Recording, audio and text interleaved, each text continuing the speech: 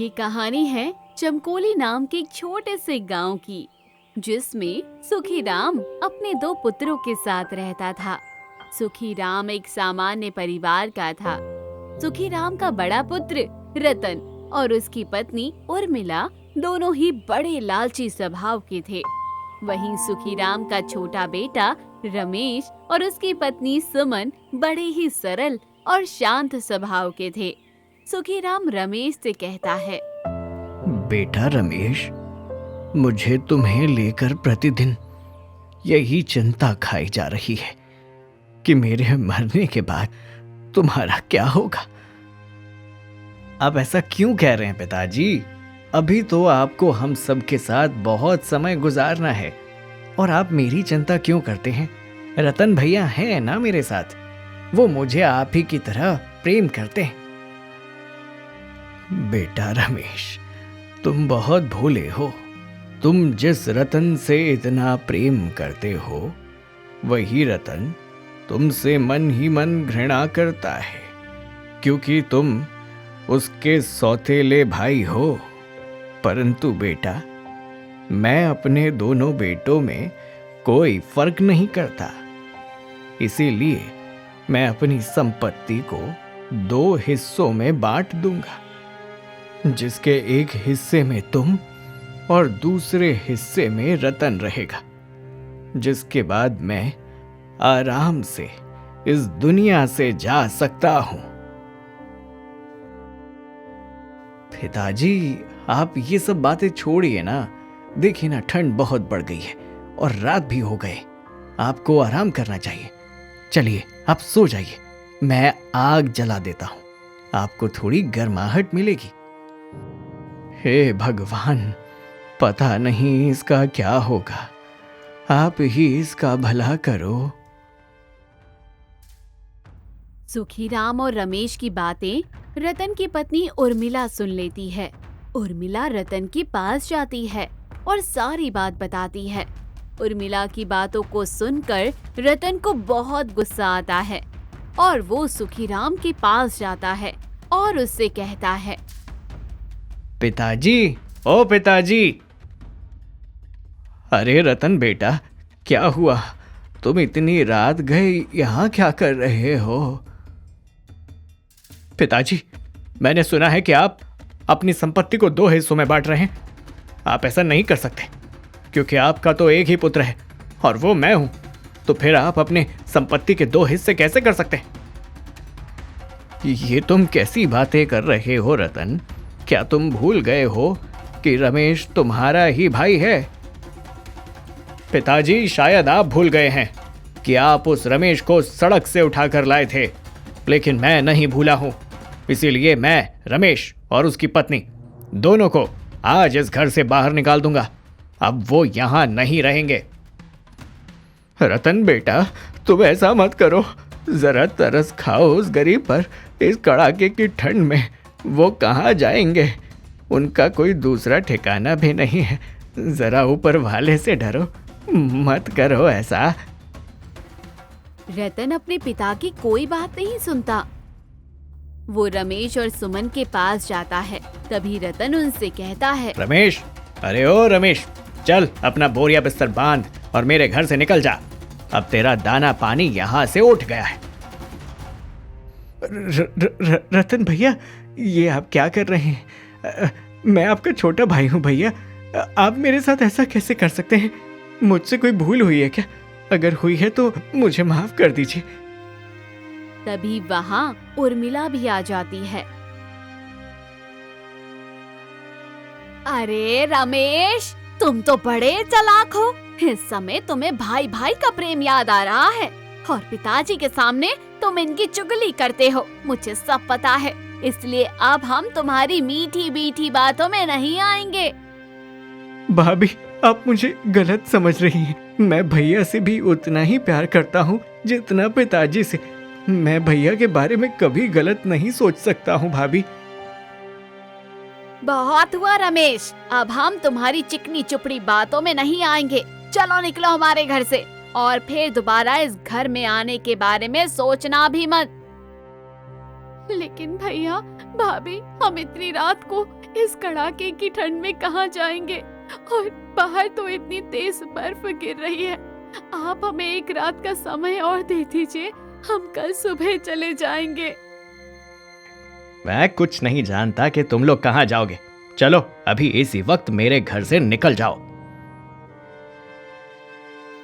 जिसके बाद रतन रमेश और सुमन को घर से बाहर निकाल देता है। रमेश और सुमन बेघर हो जाते हैं।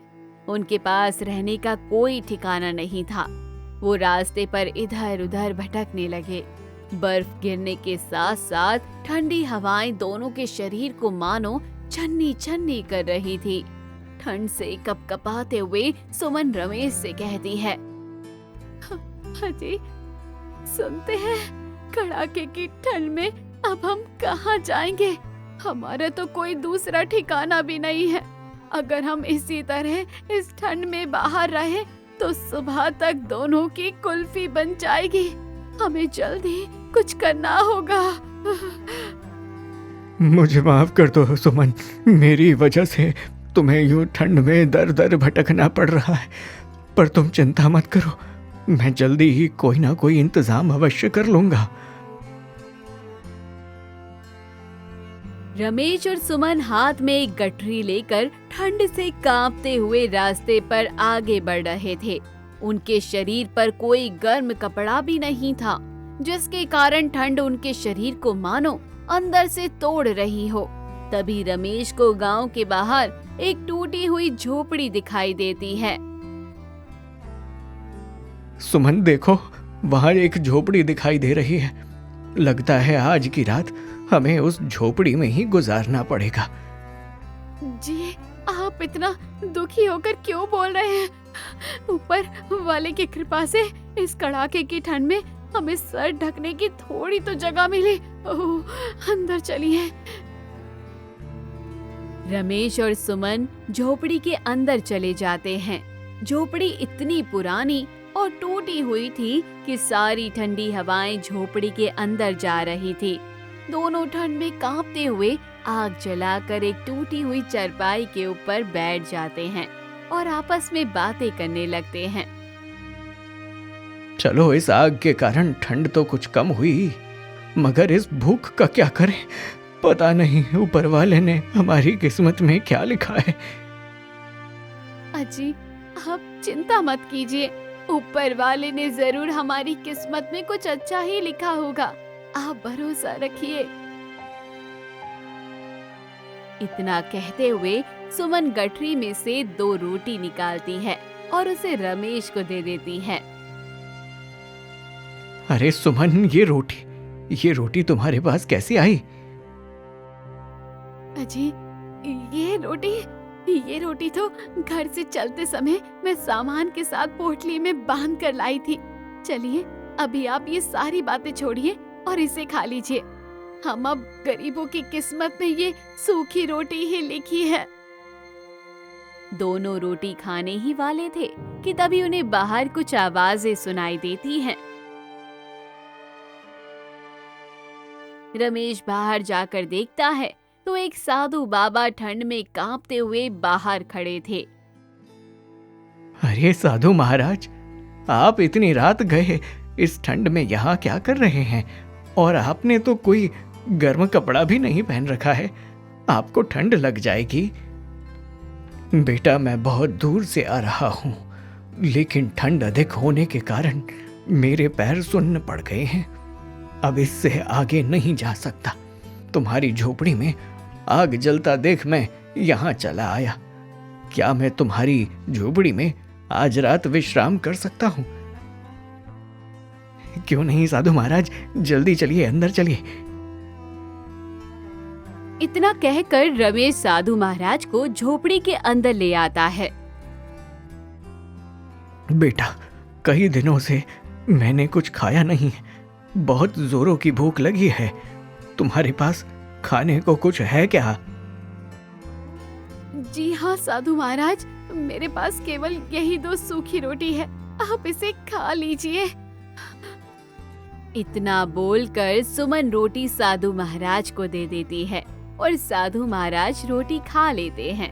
रोटी खाने के बाद साधु महाराज रमेश और सुमन से कहते हैं, बेटा, तुम दोनों को देखकर ऐसा लगता है कि तुम किसी अच्छे परिवार से हो।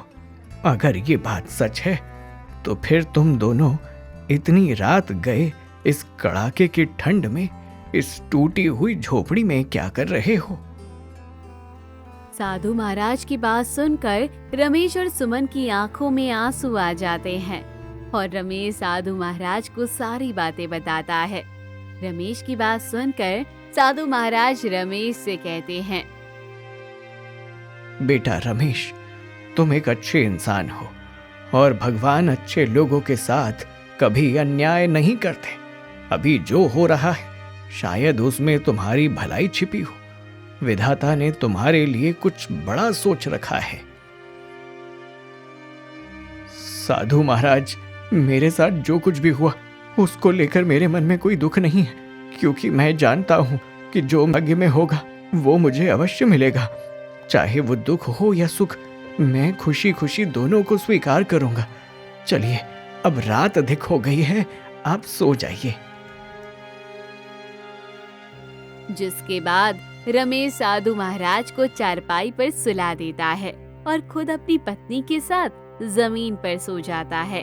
रमेश सोते हुए एक सपना देखता है जिसमें साधु महाराज रमेश से कहते हैं, बेटा रमेश, तुम कितने अच्छे हो। तुम्हारा मन उससे भी ज्यादा अच्छा है। तुमने जो भूखा रहकर मुझे भोजन करवाया है, मैं उससे बहुत प्रसन्न हुआ हूं।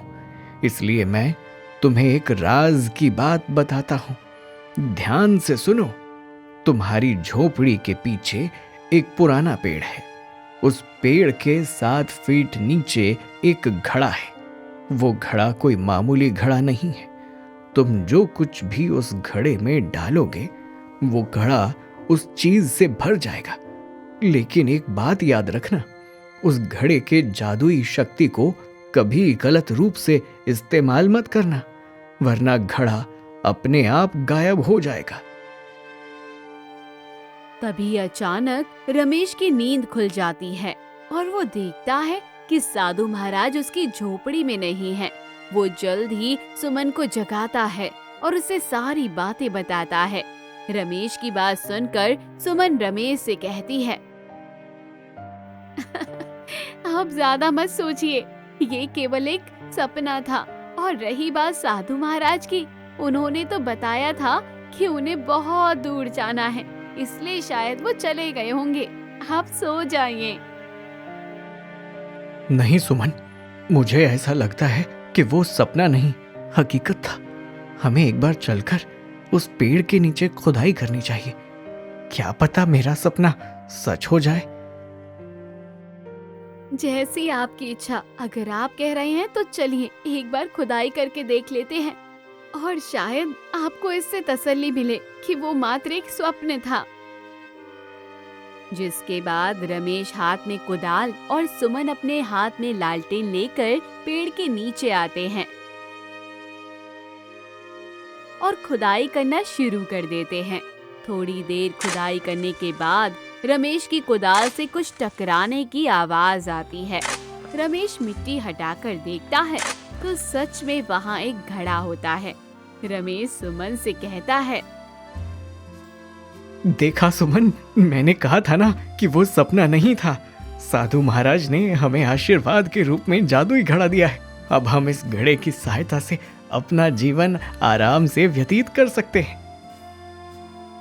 हे भगवान, हम पर आपकी बहुत बड़ी कृपा हुई है।